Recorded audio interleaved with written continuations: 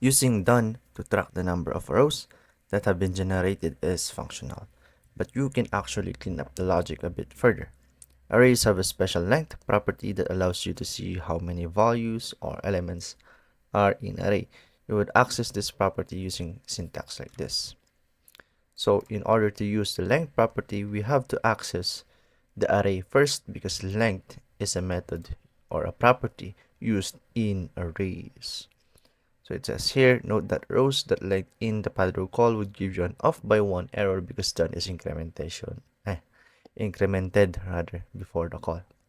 So it's because of this incrementation.